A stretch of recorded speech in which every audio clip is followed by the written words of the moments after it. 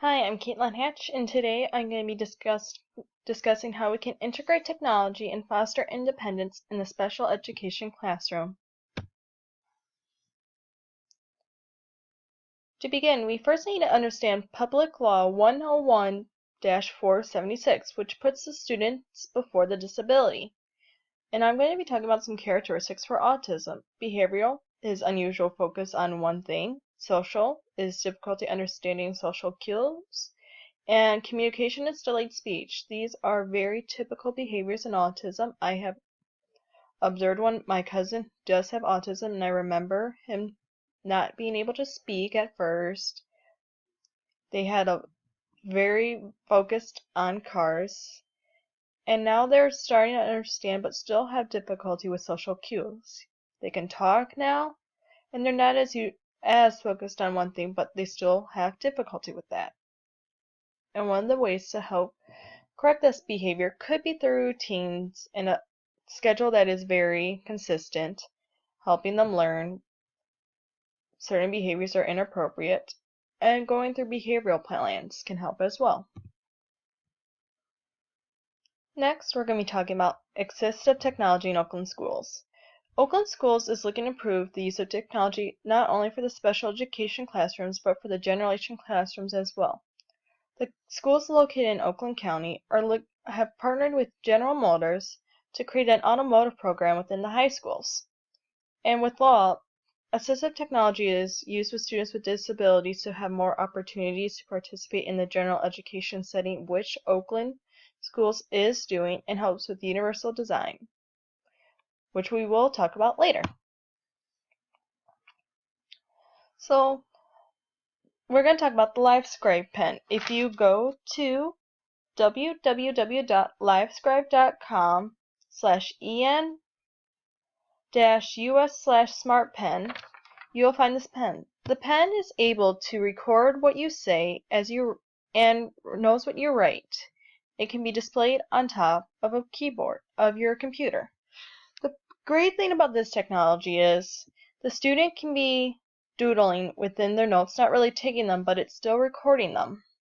And the students also have a backup system if they should lose their notes. It displays the time, and it's a very useful technology. It has a soft grip, so if students hold a pen weird, it's not really bad. And it has a memory storage too, as you can read. Next, we're going to be talking about the pros and cons of Kurzweil. If you go to the website listed, which is www.kurzweil.edu.com/about-Kurzweil and /howwehelp.html, it will talk about how they use technology to help with reading, writing, and grammar. However, this only covers part of the special education spectrum. Students also can have learning disabilities with math, and sadly, this website does not cover math disabilities. It only focuses on reading, and text-to-speech can possibly help with math problems as well. So, universal design. It is used to improve teaching by knowing how students learn. If we go on cast.org, they talk about how we know students learn. They talk about why of learning, which is engagement, the what of learning, representation, and the how of learning. Every student learns differently. It's not just what we know of kinesthetic, audio, and visual. Everyone learns differently. There's different ways of organization, and we have to help our students learn which organization methods work best with them. In special education students, organization is very key. Graphic organizers help them, and even routines can help them, because maybe the best way for them to learn is them learning through a constant routine. We're going to talk about Focus Reading Card.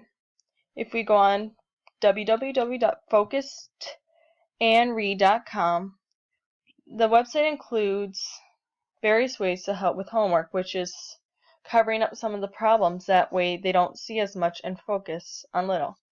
The great thing I found about this website, it doesn't just include children and teens, but it goes to adults. It includes Alzheimer's and Parkinson's disease. as well as other issues, which is vastly important because learning disabilities do not stop once a student graduates high school and goes into the real world setting or college. They include those who go beyond, and Alzheimer's comes in later in life, and it's really great to see them including Alzheimer's to help improve reading and focus attention, which strikes me on a personal chord. Next, assistive technology and tips for teaching. So we need assistive technology to gain independence. It's used as an accommodation, like a student having a book audio read to them, even having manipulatives, the smart pen we have said earlier. Assistive technology is used as a way for the student to foster their own independence and learn that they can do something, even if it's just a little help. Having something like Dragon, which records what you speak, is nice, but having the pen is better because you write what they're saying and it records.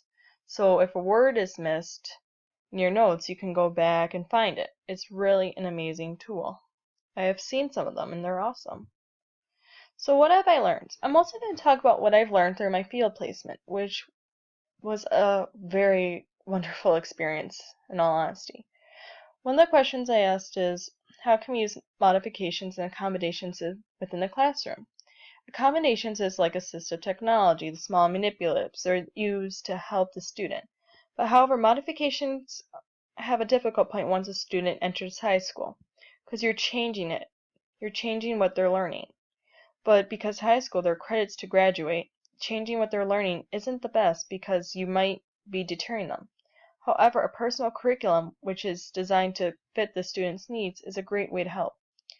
What works with some students can negatively affect another student.